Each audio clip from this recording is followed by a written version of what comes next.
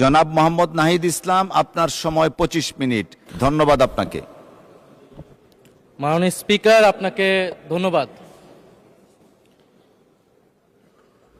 মাননীয় স্পিকার, বক্তব্য ভেবেছিলাম শুরু করব অন্য বিষয় নিয়ে, কিন্তু আজকের অধিবেশনের দিনের আলোচনায় আমাদেরকে আরও বেশি অবাক করলেন মাননীয় অর্থমন্ত্রী। ফলে অর্থ সেক্টরের কিছু বক্তব্য দিয়ে আলোচনা শুরু করছি। আমরা যখনই ব্যাংকিং খাত বা অর্থ সেক্টরের আর্থিক খাতের কথা আসে, মাননীয় অর্থমন্ত্রী একটা বাক্যই বারবার বলেন যে বিএনপির সময়ে এরকম কোনো রেকর্ড নাই যে আর্থিক খাতে বিশৃঙ্খলা হয়েছে। উনি কিছুক্ষণ আগে অস্বীকার করলেন যে বাংলাদেশ ব্যাংকের গভর্নর একটা রাজনৈতিক নিয়োগ, তাদের দলের নির্বাচন কমিটির সদস্য, এবং তিনি এটা অস্বীকার করলেন। আমি মাননীয় স্পিকার টিআইবির একটা তথ্য আপনাদেরকে দিচ্ছি। বর্তমান সরকারি দলের যারা নির্বাচনের প্রার্থী হয়েছেন তাদের 59.41% ঋণগ্রস্ত, এবং যার বেশিরভাগ হচ্ছে সরকারি দলে। সংসদ সদস্যদের 11,000 কোটি টাকার বেশি ঋণ রয়েছে, যার অধিকাংশই সরকারি দলের। এদের অধিকাংশই ঋণ খেলাপি ছিলেন, নির্বাচনের আগে কিছু টাকা ঋণ দিয়ে পুনঃতফসিল করে নিয়েছেন। এবং বর্তমান যে বাংলাদেশ ব্যাংকের গভর্নর, তার স্পেশালিটিটা কি? তার স্পেশালিটি হচ্ছে এই ঋণ পুনঃতফসিল করা, এটাতে তিনি এক্সপার্ট। ফলে তাকে বাংলাদেশ ব্যাংকের গভর্নর কেন দেওয়া হয়েছে এটা খুব পরিষ্কার মাননীয় স্পিকার। এই যে হাজার হাজার কোটি টাকার ঋণ, সেই ঋণগুলো যাতে ঋণ পুনঃতফসিল করতে পারে, সেই সুযোগ সুবিধাটা করে দেওয়ার জন্যই বাংলাদেশের ইতিহাসে প্রথমবারের মতো একজন ব্যবসায়ীকে বাংলাদেশ ব্যাংকের গভর্নর দেওয়া হয়েছে। ফলে জাতির সামনে এই জিনিসগুলো পরিষ্কার হয়েছে। এখন সামনের আর্থিক খাতে আরো নিয়োগ তারা কি বিবেচনায় দিবেন, এই জন্য আমরা তাদের উপর আর আস্থা রাখতে পারছি না মাননীয় স্পিকার। মাননীয় স্পিকার, রাষ্ট্রপতির উপর ধন্যবাদ জ্ঞাপন বক্তব্য। রাষ্ট্রপতির বক্তব্য আমি শুনিও নাই, পড়িও নাই, এবং সেই বক্তব্য দেওয়ার সুযোগ করে দেওয়াকে আমরা প্রত্যাখ্যান জানিয়েছিলাম। আমরা খুব স্পষ্টভাবে বলেছিলাম যে এই রাষ্ট্রপতির অপসারণ প্রয়োজন, তাকে গ্রেফতার করা প্রয়োজন। এই রাষ্ট্রপতির আর কোনো অধিকার নেই বঙ্গভবনে থাকার, এইখানে এসে বক্তব্য দেওয়ার। প্রেসিডেন্ট শাহাবুদ্দিন চুপ্পু, তার কিছু কুকীর্তির কথা মাননীয় স্পিকার হাউসের সামনে তুলে ধরছি। তিনি দুদকের কমিশনার ছিলেন। তাকে দুদকের কমিশনারের করা হয়েছিল 3টে অ্যাসাইনমেন্ট দিয়ে। 1 নম্বর হচ্ছে খালেদা জিয়া এবং তারেক রহমানের বিরুদ্ধে দুর্নীতির অভিযোগের শাস্তি নিশ্চিত করা। 2 নম্বর পদ্মা সেতুর দুর্নীতির অভিযোগ থেকে আওয়ামী লীগকে ক্লিন শিট দেওয়া। 3 নম্বর ফখরুদ্দিন মঈনুদ্দিন সরকারের সময় শেখ হাসিনা সহ আওয়ামী লীগ নেতাদের বিরুদ্ধে হওয়া দুর্নীতির মামলাগুলোকে বাতিল করে দেওয়া। এমন একজন ব্যক্তিকে বিএনপি সরকার রাষ্ট্রপতি হিসেবে এখনো মেনে নিচ্ছে মাননীয় স্পিকার। আরেকটি ঘটনা বলি, 2009 সালে শেখ হাসিনার ক্যাঙ্গারু আদালতের নির্দেশে এই শাহাবুদ্দিন চুপ্পুর নেতৃত্বে 3 সদস্যের judicial inquiry commission on minority torture in 2001 করেছিল শেখ হাসিনার ক্যাঙ্গারু কোর্ট। এই প্রতিবেদন অনুসারে বিএনপির 26,000 বিএনপির নেতাকর্মীকে 2001 সালে ক্ষমতায় এসে কয়েক হাজার হিন্দুকে তারা হত্যা করেছে, এজন্য দায়ী করা হয়েছিল মাননীয় স্পিকার। এবং আওয়ামী লীগ এই রিপোর্ট দেশে বিদেশে এই রিপোর্ট ফেরি করে তারা নিজেদের এখানে ক্ষমতায় থাকাটাকে পাকাপোক্ত করেছিল।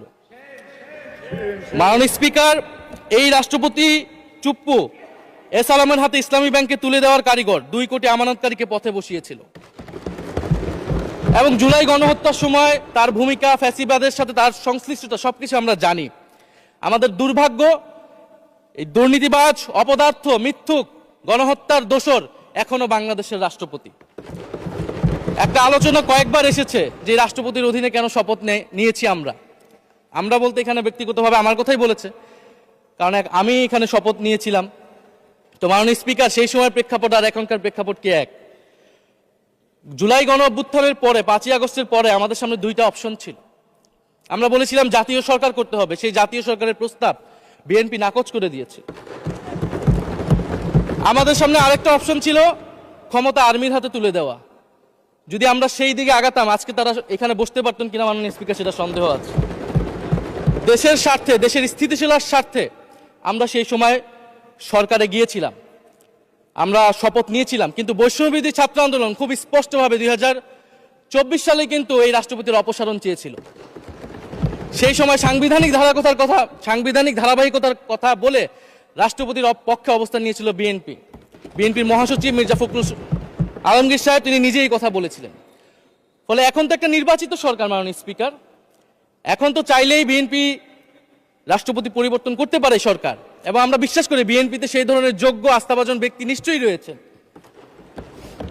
এবং সরকার দলের সদস্যরা অনেকে গৌরবের সাথে বলেছেন যে যেই রাষ্ট্রপতি জিয়াউর রহমানের বিরোধিতা করেছেন সেই রাষ্ট্রপতি এখন জিয়াউর রহমানের প্রশংসা করছে। মাননীয় স্পিকার, গাধাকে দিয়ে আপনি হাল চাষ করিয়ে এটার মধ্যে কোনো বাহাদুরি নাই। এটা আপনাদের দেউলিত্ব, সরকারের দেউলিয়াত্ব যে সরকার এখনো রাষ্ট্রপতি পরিবর্তন করতে পারছে না। মাননীয় স্পিকার, এই অধিবেশনের পুরোটা সময় জুড়ে আমরা সংস্কার, গণভোট, জুলাই সনদ, 72-এর সংবিধান নিয়ে অনেক কথা বলেছি। এবং একটা বিষয় আমার কাছে খুবই অদ্ভুত লেগেছে, কিছু মাননীয় সংসদ সদস্য তারা 72-এর সংবিধানকে 71-এর সাথে মিলিয়েছেন। মাননীয় স্পিকার, আমার জানা নেই আসলে তারা কোন বিবেচনা থেকে এটি মিলিয়েছেন। এটা তো সবসময় আওয়ামী লীগ মিলিয়েছে মাননীয় স্পিকার। তারা 72-এর সংবিধানকে 71-এর ফসল হিসেবে 71-এর চেতনার সাথে মিলিয়েছে। 72-এর মূলনীতিকে 71-এর মূলনীতি বলে 71-এর আদর্শ হিসেবে প্রচার করেছেন। আমরা তো সেটার বিরোধিতা করেছি মাননীয় স্পিকার সবসময়, এবং বিএনপির বহু নেতা এটার বিরোধিতা করেছে মাননীয় স্পিকার। 72-এর সংবিধানের ক্রিটিসিজম, সমালোচনা 72 সাল থেকেই বাংলাদেশে শুরু হয়েছিল।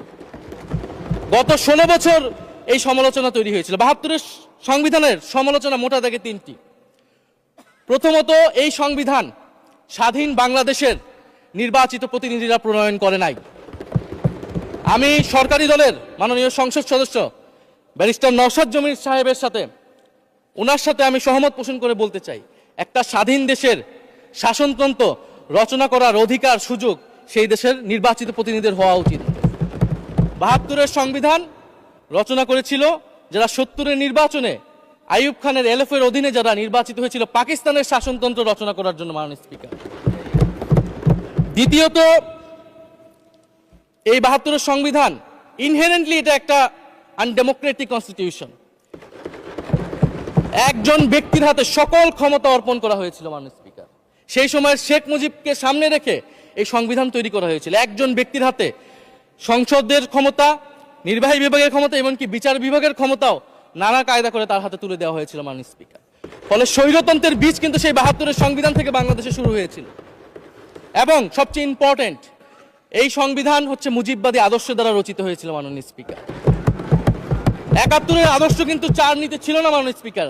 71-এর আদর্শ ছিল সাম্য, মানবিক মর্যাদা, সামাজিক ন্যায় বিচার।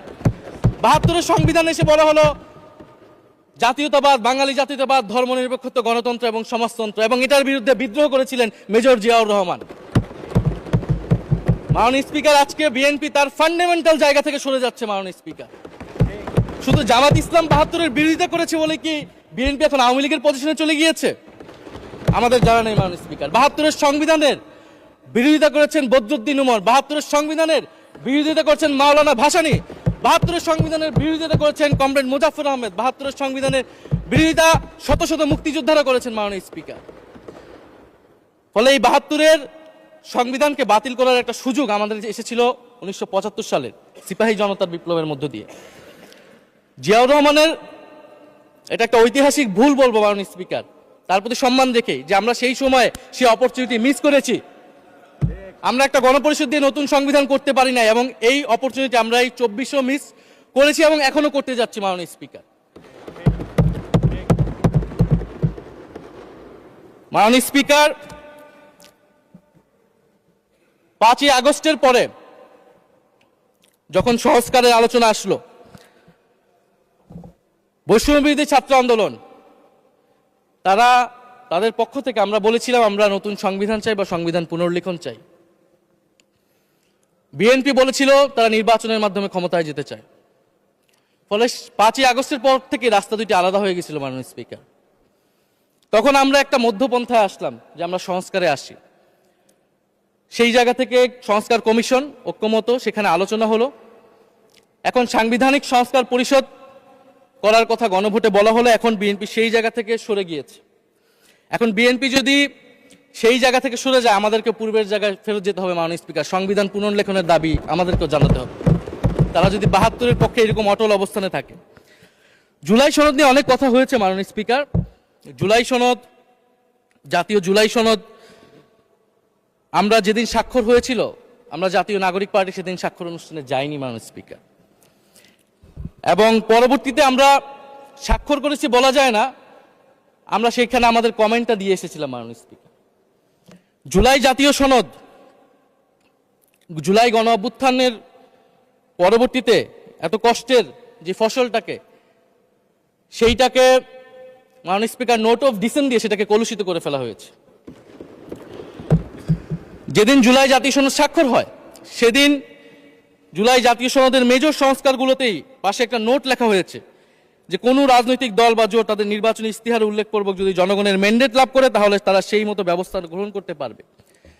তাহলে যেই দল নির্বাচনে জয়ী হবে, তারা তাদের ইস্তেহার অনুযায়ী সবকিছু করবে মাননীয় স্পিকার। এটার জন্য ঐক্যমতের কোনো প্রয়োজন হয় না। আপনি যদি নির্বাচনে জিতে আপনার ইস্তেহার মতোই সবকিছু করবেন, তাহলে আপনার সাথে আমার কিসের ঐক্যমত, কিসের আলোচনা?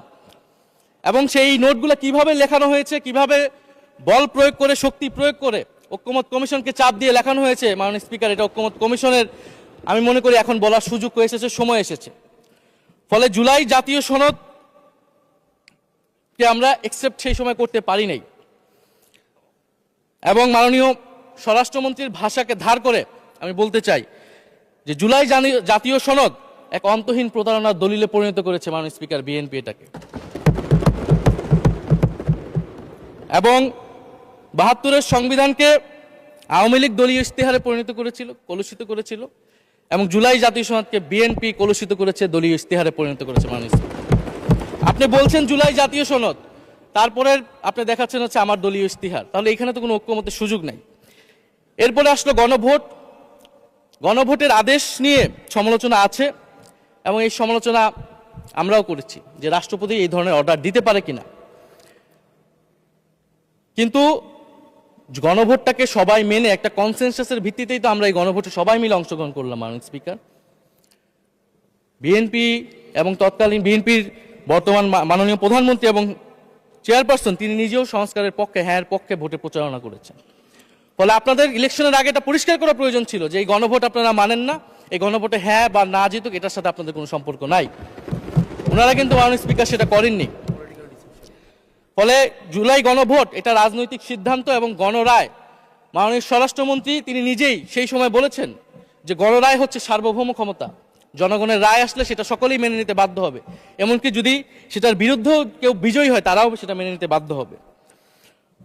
ফলে আমরা মনে করি যে এই গণভোট অনুসারে যে সাংবিধানিক সংস্কার পরিষদ, অতি দ্রুত সময়ের মধ্যে সাংবিধানিক সংস্কার পরিষদ গঠন করা উচিত, এর সুরাহা করা উচিত। আমরা তো মাননীয় স্পিকার অনেক দূর সরে এসেছি, নতুন সংবিধানের জায়গা থেকে সরে আসতে আসতে আমরা কোথায় আসলাম? আমরা খুবই সামান্য কিছু দাবি এখানে এসেছে, জুলাই জাতীয় সনদ বা গণভোট যেটাই বলেন না কেন, যে একটা উচ্চকক্ষ হবে ভোটের অনুপাতে, তত্ত্বাবধায়ক সরকার হবে। এই তত্ত্বাবধায়ক সরকার নিয়েই তো এত ঝামেলা, গত 16 বছরের এত আন্দোলন। কিভাবে নিয়োগ হবে, এই নিয়োগটা আমাদেরকে জানতে হবে মাননীয় স্পিকার। নির্বাচন কমিশনার এবং সাংবিধানিক প্রতিষ্ঠানগুলোতে কিভাবে নিয়োগ হবে, একটা নির্দলীয় এবং গ্রহণযোগ্য নিয়োগ আমরা কিভাবে করতে পারি, যেটা দেশকে বিভাজিত করবে না, বিরোধী দলের উপরে বিরোধী দলের অধিকার ক্ষুণ্ণ করবে না, এবং সবচেয়ে গুরুত্বপূর্ণ বিচার বিভাগ পৃথকীকরণ মাননীয় স্পিকার। এগুলা আমরা 5ই আগস্টের পরে আসমান থেকে বলিনি, এগুলা গত 16 বছর আলোচনা হয়েছে। বিএনপির 31 দফায় আলোচনা ছিল, আরো অনেক রাজনৈতিক দলের আলোচনাতে, সংস্কারের আলোচনা থেকে আমরা মাননীয় স্পিকার ধার করেছিলাম। হ্যাঁ, বিচার বিভাগ এই মুহূর্তে পৃথকীকরণ বা বিচার বিভাগের স্বাধীনতা নিয়ে কনসার্ন আছে, কারণ আওয়ামী লীগের নিয়োগকৃত অনেক বিচারক মাননীয় স্পিকার এখনো রয়ে গেছে বিচারালয়ে, যারা এই জামিনগুলো করিয়েছে ফ্যাসিস্টদের। কিন্তু সেটার একটা সুরাহা আপনারা করেন, আমরা সহযোগিতা করব, কিন্তু তারপরে তো বিচার বিভাগের স্বাধীনতা মাননীয় স্পিকার নিশ্চিত করতে হবে। গুম এবং মানবাধিকার অধ্যাদেশ বাতিল করলেন, আপনারা বলছেন ভালো আইন নিয়ে আসবেন। তো ভালো আইন যতক্ষণ পর্যন্ত আনতে পারছে না, ততক্ষণ পর্যন্ত মাননীয় স্পিকার আপনাদের সমালোচনাটা সহ্য করতে হবে। আপনারা ভালো আইন নিয়ে আসুন এবং অতি দ্রুত সময়ের মধ্যে নিয়ে আসুন, আমরা দেখি। মাননীয় স্পিকার, এই সংসদে এই অধিবেশনে আরেকটি বিষয় বারবার এসেছে, সেটা হচ্ছে মুক্তিযুদ্ধ এবং জুলাই গণ অভ্যুত্থান। মুক্তিযুদ্ধকে মাননীয় স্পিকার আমরা শ্রদ্ধা করি। আমরা মনে করি এই প্রজন্ম যারা জুলাই গণ অভ্যুত্থানে অংশগ্রহণ করেছি, জুলাই গণ অভ্যুত্থানের মধ্য দিয়ে মুক্তিযুদ্ধের নতুন রূপ তৈরি হয়েছে, মুক্তিযুদ্ধের নবায়ন হয়েছে। মাননীয় স্পিকার, ফলে মুক্তিযুদ্ধের সাথে জুলাই গণ অভ্যুত্থানের কোনো সাংঘর্ষিক অবস্থান নেই। আমরা বারবার বলেছি মুক্তিযুদ্ধ, জুলাই গণ অভ্যুত্থান হচ্ছে মুক্তিযুদ্ধেরই আরেকটি ধারাবাহিকতা। মুক্তিযুদ্ধে আমরা সাম্য মানবিক মর্যাদার কথা বলেছি, জুলাই গণ অভ্যুত্থানে আমরা বৈষম্য বিরোধী গণতান্ত্রিক বাংলাদেশের কথা বলেছি। মাননীয় স্পিকার, কোথায় পার্থক্য, কোথায় আলাদা, এবং কোন ঘটনা বড় কোন ঘটনা ছোট, এটা অহৈতুক তর্ক। মাননীয় স্পিকার, আমরা কেউ বলি নাই যে জুলাই গণ অভ্যুত্থান মুক্তিযুদ্ধের থেকে বড়, বা জুলাই গণ অভ্যুত্থান 90-এর থেকে বড় বা 90-এর থেকে ছোট। জুলাই গণ অভ্যুত্থান এক বিশেষ ঘটনা বাংলাদেশের ইতিহাসে, মুক্তিযুদ্ধ এক বিশেষ ঘটনা, মুক্তিযুদ্ধ বাংলাদেশের ফাউন্ডেশন। মাননীয় স্পিকার, এটার ব্যাপারে আমরা আনকম্প্রোমাইজেবল, এটা নিয়ে কোনো বিতর্কের কোনো সুযোগ নাই। তবে এই কথাটা ওনারাই বারবার বলে মুক্তিযুদ্ধকেও ছোট করতেছেন, জুলাই গণ অভ্যুত্থানকেও ছোট করতেছেন।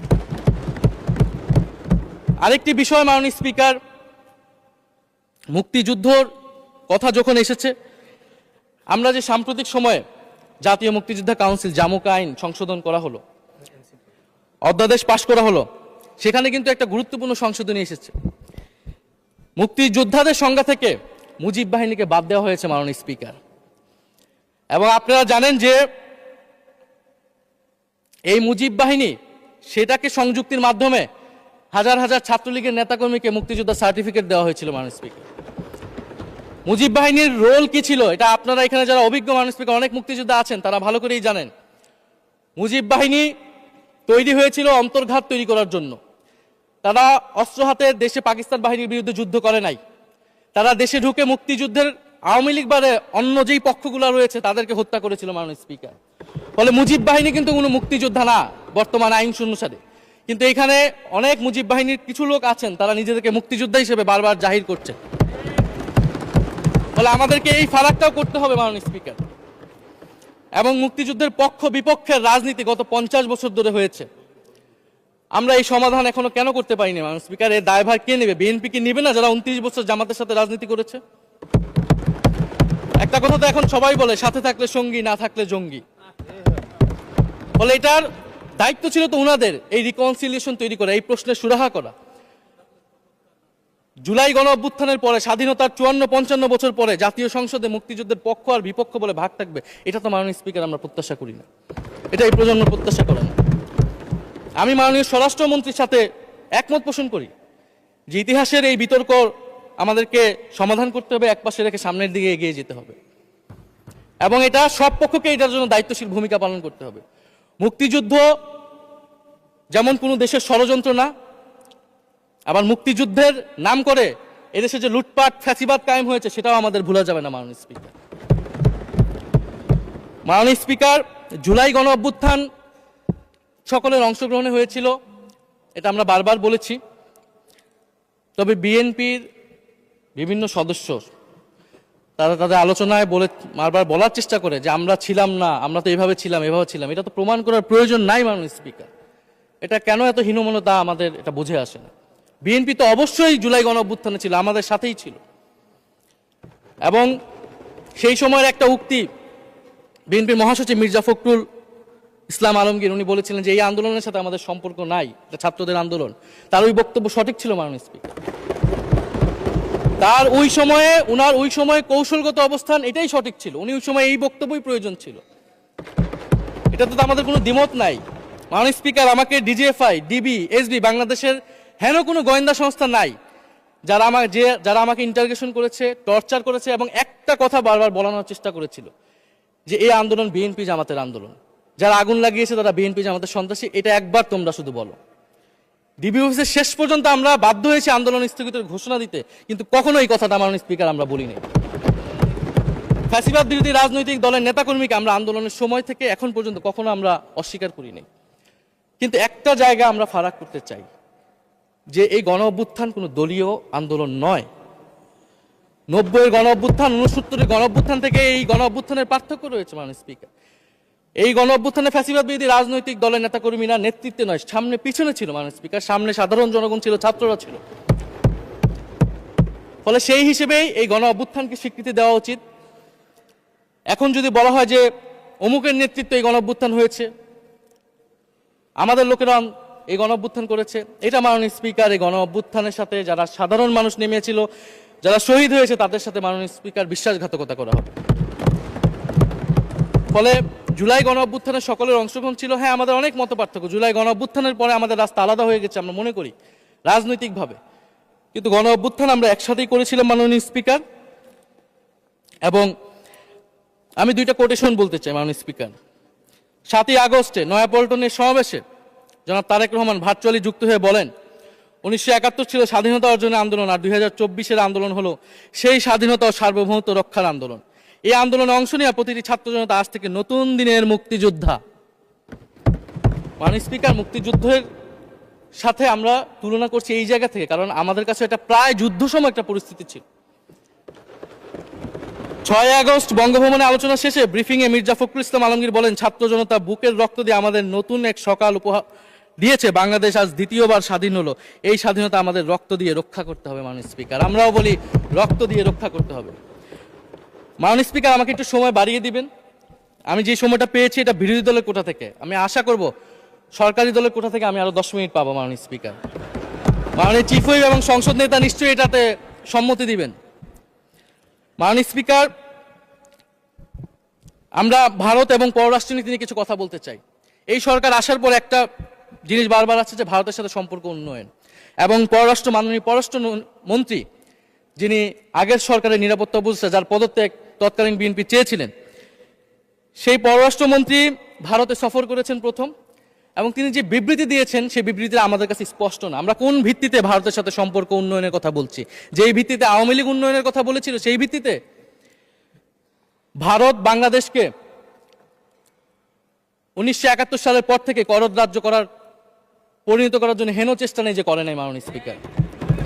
সীমান্তে হত্যাকাণ্ড এখনো হচ্ছে, আমরা নদীর পানি হিস্সা পাচ্ছি না, এবং নতুন করে যেটা হচ্ছে যে বর্ডারে বাংলাদেশি বলে বিভিন্ন মানুষকে পুশিং করা হচ্ছে। 2025 সালে 2 মাসে 4000 মানুষকে বাংলাদেশে পুশিং করেছে ভারত, ইন্ডিয়ান এক্সপ্রেস অনুযায়ী। মাননীয় স্পিকার, এক ভয়ঙ্কর সংকট সামনের দিনে আমাদের দিকে কিন্তু আসতে যাচ্ছে। এবারে পশ্চিমবঙ্গের ইলেকশন হলো মাননীয় স্পিকার, নির্বাচনের কয়েকদিন আগে ভোটার তালিকা থেকে অন্তত 30 লক্ষ জীবিত ভোটারকে বাদ দেওয়া হয়েছে। এদের অধিকাংশ হচ্ছে মুসলিম এবং মতুয়া সম্প্রদায় মাননীয় স্পিকার। এবং NRC-CA তারা করেছে, বাংলাভাষী মুসলমানদেরকে তারা বাংলাদেশি বলে বিতাড়িত করছে এবং বাংলাদেশে পুশিং করার চেষ্টা করছে। এবং আমাদের যে ভারতের সাথে আগের সংকট রয়েছে, এবং গত 16 বছর যে ফ্যাসিজম ছিল সেটাকে আঞ্চলিক এবং আন্তর্জাতিকভাবে আওয়ামী লীগকে স্পষ্টভাবে সমর্থন দিয়েছিল ভারত। এবং এখনো জুলাইয়ের গণহত্যাকারী খুনি শেখ হাসিনা, ওসমান হাদির হত্যাকারীরা সবাই ভারত তাদেরকে আশ্রয় দিয়েছে। ফলে ভারতের সাথে এই বিষয়গুলো নিয়ে আমাদের সরকার কি কথা বলেছে এটা মাননীয় স্পিকার আমরা জানতে চাই। ভারতের সাথে সম্পর্ক আমরা উন্নয়ন করতে চাই, ভারত আমাদের প্রতিবেশী দেশ, কিন্তু মর্যাদার ভিত্তিতে, সাম্যের ভিত্তিতে এই সম্পর্ক হতে হবে মাননীয় স্পিকার। ভারত শুধু আওয়ামী লীগের সাথে সম্পর্ক তৈরি করে এই দেশকে নিয়ন্ত্রণ করার চেষ্টা করছে, সেই দিনকে সে কবর রচনা করতে হবে মাননীয় স্পিকার। ফলে এটা আমরা বুঝতে পারতেছি না ভারত বিএনপির সাথে বা বর্তমান সরকারের সাথে তার সম্পর্কের ভিত্তিটা কি, এবং বর্তমান সরকার আমার এই কথাগুলো যেগুলো আমি বললাম সেগুলো নিয়ে ভারতের সাথে কথা বলেছে কিনা মাননীয় স্পিকার। মাননীয় স্পিকার, দুর্নীতি নিয়ে অনেক কথা হয়, আমি ঋণ খেলাপির পরিসংখ্যানগুলো দিলাম, এবং নির্বাচনের বিধান অনুযায়ী ঋণ খেলাপিকে নির্বাচনে প্রার্থী হতে পারবে না, কিন্তু আমরা দেখলাম নির্বাচনের আগে কিছু টাকা পরিশোধ করে ঋণ পুনঃতফসিল করে তারা সংসদ সদস্য বেশি আসলেন মাননীয় স্পিকার। মাননীয় স্পিকার, আমি কিছু সংখ্যা বলছি। 1700 কোটি টাকা, 765 কোটি টাকা, 679 কোটি টাকা, 621 কোটি টাকা, 201 কোটি টাকা, 182 কোটি টাকা, 97 কোটি টাকা। মাননীয় স্পিকার, এগুলো আমাদের সংসদ সদস্য যারা তাদের ঋণ রয়েছে মাননীয় স্পিকার। এবার আমি নাম বললাম না, কিন্তু পরের সেশনে কিন্তু মাননীয় স্পিকার আমি নাম ধরেই কথা বলবো, এগুলা ফ্যাক্ট, এবং এখনো 2 জন আসতে পারে নাই এই কারণে। এখন দুর্নীতির বিরুদ্ধে তো যুদ্ধ ঘোষণা হয়েছে, এখন এই ঋণগুলো কবে বাংলাদেশের জনগণ ফেরত পাবে, বাংলাদেশের ব্যাংক ফেরত পাবে মাননীয় স্পিকার, এটা আমরা জানতে চাই। মাননীয় স্পিকার যদি সময় একটু বাড়িয়ে দেন। হ্যাঁ, মাননীয় সদস্য, আপনি আবেদন জানিয়েছিলেন, এর মধ্যে ট্রেজারি বেঞ্চের যে চিফ হুইপ আছেন, মাননীয় চিফ হুইপ, উনি আমাকে জানিয়েছেন উনার সময় 20 মিনিট বরাদ্দ ছিল, সেখান থেকে 5 মিনিট উনি কর্তন করে আপনাকে দিয়েছেন। তো আপনি 5 মিনিটের মধ্যে দয়া করে শেষ করবেন। থ্যাংক মাননীয় ইউ। স্পিকার, আর মাননীয় প্রধানমন্ত্রীর থেকে আরো 5 মিনিট আমি রিকোয়েস্ট করছি মাননীয় স্পিকার। আর যদি 5 মিনিটে শেষ করতে পারে আমি শেষ করে দিব, কোনো সমস্যা নেই। মাননীয় স্পিকার, ফলে আমরা দুর্নীতির কথা বলা হচ্ছে, 16 বছরে আওয়ামী লীগের যে দুর্নীতি, সেই দুর্নীতি থেকেও বড় হয়ে গেছে অন্তর্বর্তী সরকারের সময়ে ছাত্র সমন্বয়করা কি দুর্নীতি করেছে মাননীয় স্পিকার। ছাত্র সমন্বয়করা খুবই খারাপ, তারা মন্ত্রণালয়ে ঘুরেছে, দুর্নীতি করেছে, কিংস পার্টি করেছে। তো মাননীয় স্পিকার, গত আওয়ামী লীগের আমলে 16 বছরের দুর্নীতির বিচার ওনারা কিভাবে করবেন সেইটা মাননীয় স্পিকার ওনাদের বলা উচিত জনগণের সামনে। এবং আরো ভালো হয় যদি 2001 থেকে 6 সাল পর্যন্ত মাননীয় স্পিকার যে দুর্নীতির অভিযোগগুলো এসেছিল সেটারও একটা স্বচ্ছ তদন্ত মাননীয় স্পিকারের বর্তমান সরকার করে। দুর্নীতি কেউ না কেউ তো করেছে, কারা করেছে তাদের নাম বাংলাদেশের জনগণের সামনে উন্মুক্ত করা হোক, কারণ সেটার জন্যই তাদেরকে ভোগান্তি পোহাতে হয়েছে 1/11 ষড়যন্ত্রের মাধ্যমে। বর্তমান প্রধানমন্ত্রী, তাকেও কিন্তু দুর্নীতির মিথ্যা অভিযোগ দিয়ে মাননীয় স্পিকার তার বিরুদ্ধে মামলা করা হয়েছিল। মাননীয় স্পিকার, মাননীয় স্বরাষ্ট্রমন্ত্রীর দৃষ্টি আকর্ষণ করছে, একটু আইন শৃঙ্খলা নিয়ে কথা বলি। 2 মাসে বিএনপির হাতে খুন হয়েছে 31 জন, ধর্ষণের ঘটনা ঘটেছে 14টি, বিএনপির চাঁদাবাজির খবর এসেছে 83টি, হামলার ঘটনা এসেছে 154টি। এর একটিতেও সরকার কার্যকর কোনো ব্যবস্থা গ্রহণ করেনি। মাননীয় স্পিকার, শাহবাগ থানার সামনে ঢাকা বিশ্ববিদ্যালয়ের সাংবাদিক সমিতির কয়েকজন সদস্যকে বেধড়ক মারধর করেছে ছাত্রদলের নেতাকর্মীরা, এবং এটার এখনো কোনো মামলা নেয়নি। মাননীয় স্বরাষ্ট্রমন্ত্রী যদি জানান এই মামলাটা কেন নেওয়া হচ্ছে না। থানার ভিতর প্রবেশ করে ওসির রুমে ডাকসুর 2 জন নির্বাচিত প্রতিনিধিদের উপর হামলা করা হয়েছে। মাননীয় স্পিকার, ঢাকা বিশ্ববিদ্যালয়ের সাংবাদিক সমিতি, মাননীয় স্পিকার আপনি জানেন আপনি ঢাকা বিশ্ববিদ্যালয়ের ছাত্র, মহসিন হলের, আমিও মহসিন হলের ছাত্র। মাননীয় স্পিকার, ঢাকা বিশ্ববিদ্যালয়ের সাংবাদিক সমিতির একটা বড় ভূমিকা আছে বাংলাদেশের গণতান্ত্রিক আন্দোলনগুলোতে, আমাদের বিশ্ববিদ্যালয়ের গণতান্ত্রিক আন্দোলনগুলোতে। মাননীয় স্পিকার, মাজার হামলা নিয়ে কিছু কথা বলতে চাই। এই সরকারের আমলে আমরা দেখলাম যে কুষ্টিয়ায় মাজারে হামলা করে একজনকে হত্যা করা হয়েছে। মাননীয় স্পিকার, এটা আমরা নিন্দা এবং প্রতিবাদ জানাই। আমরা কোনো ধর্মীয় বিতর্কে ঢুকবো না, সেটা নিয়ে আমাদের আলেম ওলামাগণ ব্যাখ্যা করবেন, কিন্তু আমরা রুল অফ ল নিয়ে কথা বলতে চাই। মাননীয় স্পিকার, এই ধরনের ঘটনা কোনোভাবেই গ্রহণযোগ্য হতে পারে না, এবং অন্তর্বর্তী সরকারের সময় এই ধরনের ঘটনা অনেক ঘটেছে, আমরা তারও নিন্দা জানাই, এবং সকল ঘটনা তদন্ত এবং বিচার হওয়া উচিত মাননীয় স্পিকার এই সময়ের মধ্যে। মাননীয় স্পিকার, জঙ্গিবাদ নিয়ে নতুন করে কথা আসছে, সরকারের প্রতি অনুরোধ থাকবে আপনারা একটু সমন্বয় করে বক্তব্য দিন। স্বরাষ্ট্রমন্ত্রী বলছেন জঙ্গিবাদ নেই, আবার মাননীয় প্রধানমন্ত্রীর উপদেষ্টা বলছেন জঙ্গিবাদ আছে, জঙ্গি আছে। তো ওনাদের বক্তব্যটা পরিষ্কার হলে আমরাও এই বিষয়ে আমাদের অবস্থান বা বক্তব্যটা পরিষ্কার করতে পারবো। তবে একটা জিনিস, যে জঙ্গিবাদের বিরুদ্ধে আমাদের 0 টলারেন্স মাননীয় স্পিকার। এটা বাংলাদেশের সিকিউরিটি প্রশ্ন, এবং এটা সরকার এককভাবে ডিল করতে পারবে না, এটা জাতীয় ঐক্য লাগবে, এবং সরকারকে আমরা সর্বাত্মকভাবে সহযোগিতা করবো এই বিষয়ে। তবে বিগত আমলের মতো এবং ওয়ারেন্ট টেররের প্রজেক্ট হিসেবে যাতে বাংলাদেশে কোনো জঙ্গিবাদের নাটক না হয় মাননীয় স্পিকার, এটাও আমাদের মাথায় রাখবে। মাননীয় স্পিকার, আমাদের দেশের প্রধান একটা জনগোষ্ঠী হচ্ছে কৃষক, আমরা সবাই কৃষক পরিবারের সন্তান। সরকার কৃষি কার্ড দিচ্ছে, এটা সরকারকে সাধুবাদ জানাই। তবে সরকার গত বছরের যে দামে কৃষক থেকে ধান এবং চাল কিনেছে, এই বছর ঠিক একই দামে কৃষক থেকে ধান কিনছে, এটার ফলে কৃষকদের কিন্তু মাননীয় স্পিকার লোকসান হচ্ছে। ডিজেলের দাম বৃদ্ধি হয়েছে, সেচ খরচ, সার, বীজ, শ্রমিক মজুরি সব মিলিয়ে মাননীয় স্পিকার বোরো মৌসুমে ধানের উৎপাদন খরচ উল্লেখযোগ্যভাবে বেড়েছে। একদিকে কৃষি কার্ড দিবেন, আরেকদিকে ধানের ন্যায্য মূল্য আপনারা কৃষককে দিবেন না, এটা মাননীয় স্পিকার কোনো সমাধান বলে আমরা মনে করি না। মাননীয় স্পিকার, আমরা জুলাই গণহত্যার বিচার নিয়ে মাননীয় আইনমন্ত্রীকে এখন পর্যন্ত কোনো ব্রিফিং মাননীয় সংসদে করতে শুনি নাই, হয়তো আমরা মিস হয়ে যেতে পারে। আমরা আশা করব উনি প্রতি অধিবেশনে সংসদে এবং সংসদের বাইরে, আমাদের ট্রাইব্যুনালের চিফ প্রসিকিউটর আছেন, মাননীয় আইনমন্ত্রীর থেকেও আমরা জুলাই গণহত্যার বিচার প্রক্রিয়া কতটুকু আগাচ্ছে, কিভাবে আগাচ্ছে, এটা নিয়ে আমরা স্বচ্ছ বক্তব্য ওনাদের কাছ থেকে, সরকারের কাছ থেকে মাননীয় স্পিকার আশা করি।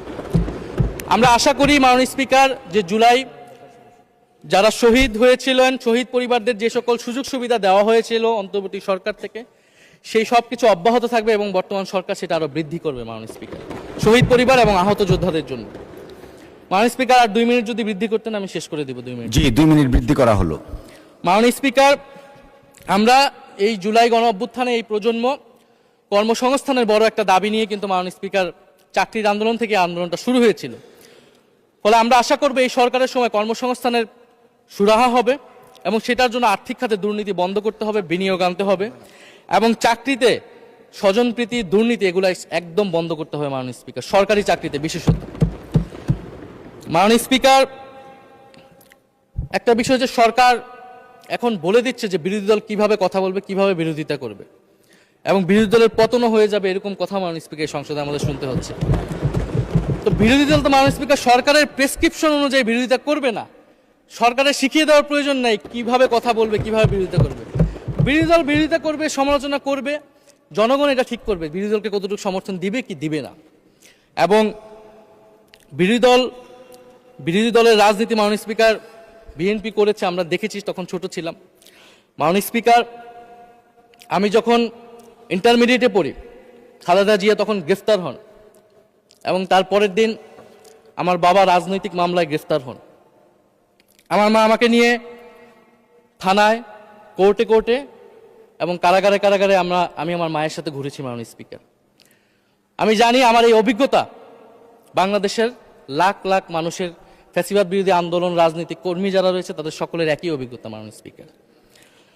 মাননীয় স্পিকার, সেই অভিজ্ঞতা থেকেই বিশ্ববিদ্যালয়ে যখন এসেছি প্রথম, মনে হয়েছে যে এই প্রজন্ম হিসেবে আমাদের একটা দায়বদ্ধতা আছে।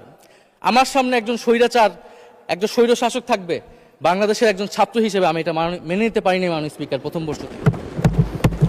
সেই জায়গা থেকে কাজ করেছি জুলাই গণ অভ্যুত্থানে।